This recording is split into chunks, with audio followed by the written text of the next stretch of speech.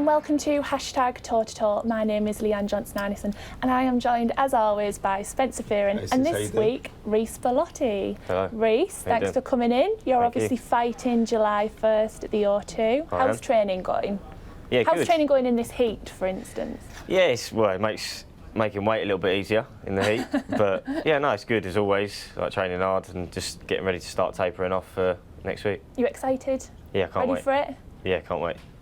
Well, we'll get started. We've got lots of tweets to get through.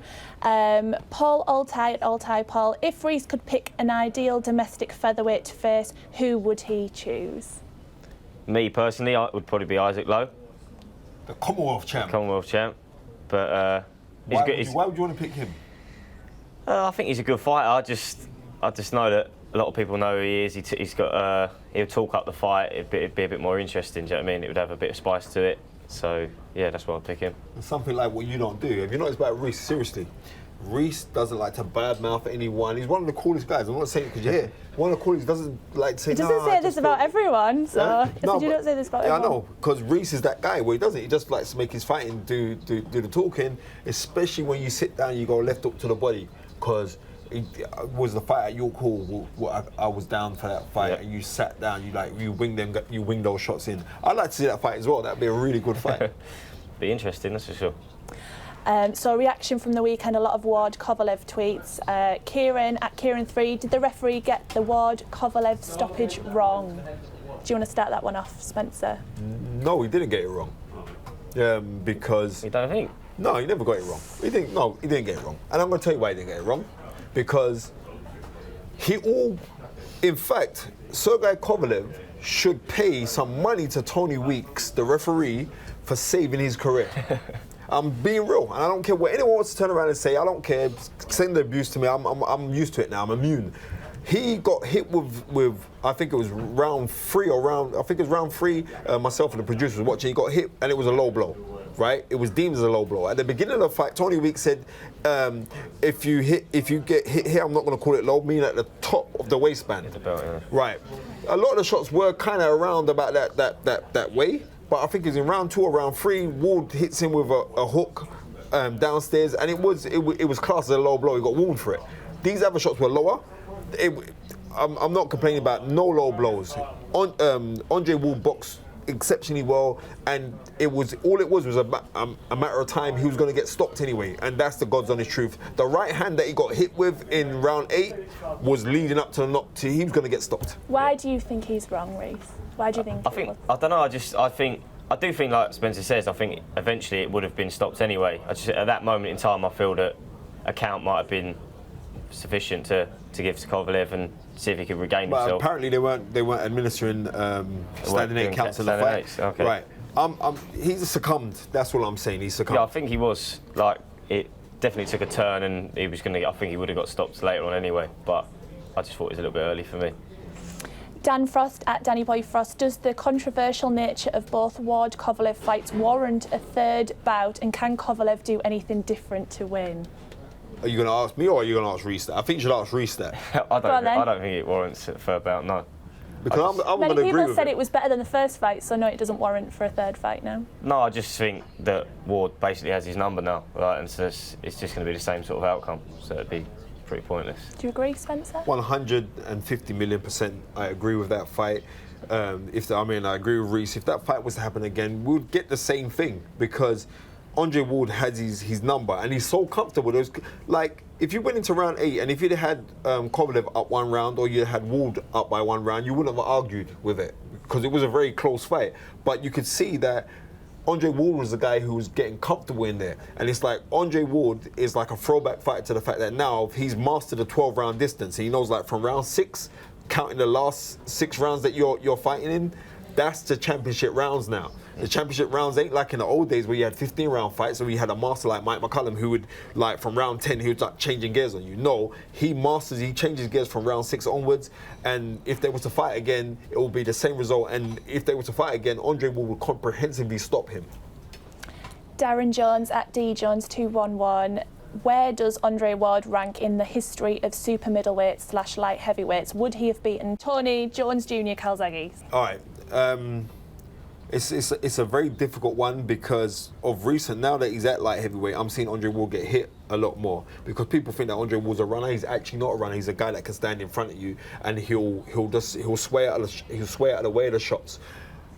Do I think that he could beat James Toney? James Toney's a personal favourite of mine. Do I think he could beat Roy Jones?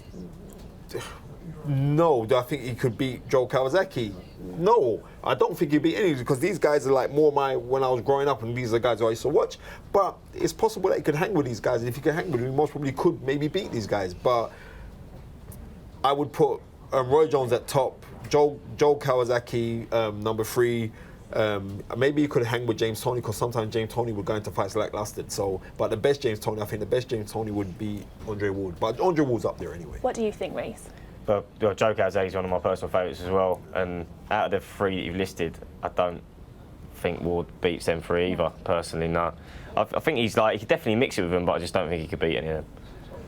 Steve Parsons at Steve Parsons. If Ward moves up to heavyweight, could he face Anthony Joshua and do what David Haye did with Valuev? No. No chance. No. And this is one thing. I had this conversation. I was speaking with Gary Logan, the former 2-time Southern Area champion, and me and Gary were speaking about it. And I said the reason why Virgil Hunter could have the audaciousness and the temerity to say that we could go up against Anthony Joshua is because Anthony Joshua is still a work in progress, and there are technical flaws inside Anthony Joshua that a very tricky, clever person could exploit. But Andre Ward fights physical. He's a physical fighter, and he's physically very strong. But you cannot.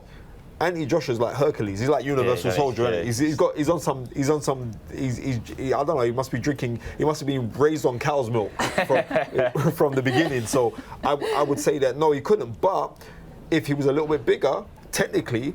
Yeah, he could mix with Anthony Joshua, but I don't think he'll have that physical prowess to deal with him. Reece, what do you think? Yeah, just mimicking what he's saying, basically.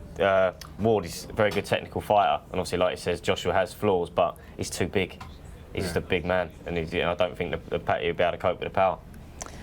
Thomas Lyons at T-Lyons98. Reece, who would you like to see your stablemate James DeGale fight next when he recovers from injury? Likely to be Groves, Smith or Eubank Jr.? Me personally, Groves. I think the build-up and from the first fight and stuff like that, it'd make a great fight. But either one of them, either 3 of them people would make a good fight. But personally, just for the build-up and stuff, Groves. Has he said anything to you, James? No, I don't think so. No, he hasn't said anything to me because it's just down to sort of them, sort of to Jim and that. He's not let you in on what he's thinking. No, they don't really speak plans? about it. I know there was looking at fighting Smith before that. Obviously, came out and he went the WBC route. Yeah. But other than that, they don't speak to me about it. Spencer? I would like to see James DeGale and George Groves fight because they got long-time history. And because of that long-time history and the fact that George Groves has been his bogeyman, he's been a la Ken Norton to Muhammad Ali, he's been that guy to him. So that fight I'd like to see. And I'd like, if they were to fight, because that would be a massive stadium fight, then I'd like to see the winner fight Chris Eubank Jr. And they're going to say, but Chris Eubank Jr. is lower than these guys. Yeah, I know, but Chris Eubank Jr. brings something special that would sell. That fight would really, really sell. And plus, he's unbeaten, and there's lineage between him and his father. That's what I'd like to see, the winner fight them. But I think James DeGale's first point of call when coming back should be George Groves, who's now a world champion. Moving on to the big fight that was announced August 26th, Mayweather-McGregor. Mayweather-McGregor. Electric Noir at Not a Fire Exit. Given Floyd v Conor is at £154, does that make a stoppage more likely? Makes no difference what weight the fight is. No. Right? Seriously, no disrespect. Reece, what weight are you right now? Right now, what weight are you? What weight? 9 stone 5. 9'5", right. I guarantee you, 9'5", Conor McGregor was to come in at 11 stone.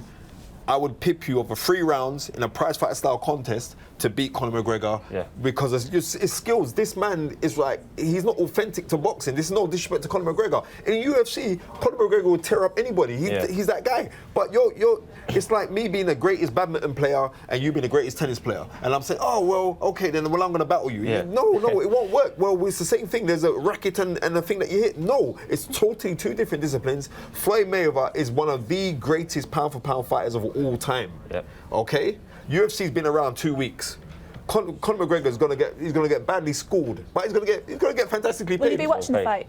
I'm more interested in watching the press conference than the fight. Seriously. Yeah, exactly. But I will be watching the fight as well.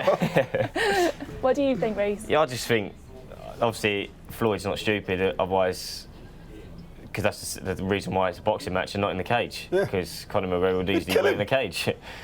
So Floyd's going to win easily. Will you be watching it? I think I will, yeah. Like you said, the press conference, it's all entertaining. Because obviously, the reason people know about UFC now, in my opinion, is because Conor McGregor's come around. Because of the press conferences and what comes with it. So, yeah, it'll be interesting. Callum at 6666. If Conor McGregor pulls off a massive upset, do you think he stays in boxing and becomes a full-time fighter? Pardon me, if you what? He's not going to. Yeah, he's not going to. No, he would. You know what? He wouldn't stay. He wouldn't stay in boxing. Nah. It would be very, very hurtful to me if Conor McGregor was to beat Floyd Mayweather. It would be hurtful for the simple fact that I'm a boxing purist, and anybody who knows me knows that I just live for this game. So if that would be a kind of black eye to boxing, and it'd be somebody having that kind of impertinence to leave from their sporting discipline to come into another sporting discipline and to be somebody who's the best. Even though Floyd Mayweather was 40 years old, it don't make no difference. Floyd lives a life. So he would go right back to UFC, and UFC would get even more credence. UFC is bigger than boxing now. We can go in and beat. No. I'm not having that. Reece? Well, exactly that. He's not going to cause an upset, in my opinion. Not against Floyd. I think Floyd doesn't even really need to train that hard to beat him, like, personally. But he will train. Yeah, he will train. Yeah, of course he will. That's the kind of man he is. But do you not think there's any chance? Not a tiny bit of chance, no? What? No? No, but seriously, and this is to all the Irish fans, because I've got loads of them. You cannot speak to one Irishman who doesn't think that Conor McGregor's not going to win. They all believe that he's going to win, and that they raise his energies. But I'm just being realistic that there is no tiny chance inside of me. Anything can happen because this is sport, and you've got anything can happen. And Conor McGregor can punch. But when you say that he's got a puncher's chance, I would say, yeah, you got a puncher's chance. But you haven't a puncher's chance better than Canelo, better than Cotto, better than Oscar De La Hoya. Never, ever. Not having it. No. Jack Blair at Blair Jack. Will Wilder White happen? Could it sell on pay-per-view? And who would win? It would definitely sell on pay-per-view. Definitely sell, because Dylan White is a person in a press conference, he ain't going to take a step backwards. No. And we've seen... That would be a fiery build-up, wouldn't it? Exactly. And you've seen with Deontay Wilder, even though he's tried to come across gentlemanly, he's a country boy, but he's the tough side of the country boy style kind of thing, right? So that would kick off. It would sell for the simple fact that they both can fight. But there are limitations in both of them, but I'm seeing more of the improvement with Dylan White, and I'm seeing a regression inside of, and this is no disrespect to Deontay Wilder, because I know him and I like him a lot, but I've seen a regression more so because he's concentrating so much on trying to knock guys out. You saw his fight when he fought Gerald Washington, and he was getting outboxed by a guy who just stepped into boxing in about 2 weeks ago. So Dylan White's got a fantastic chance of causing the upset there. What do you think, Reece? Yeah, 100%. I think. Is that a fight you'd like to see? Yeah, 100%. It'd be a great fight. They're both good talkers. They'd both be entertaining in the build-up.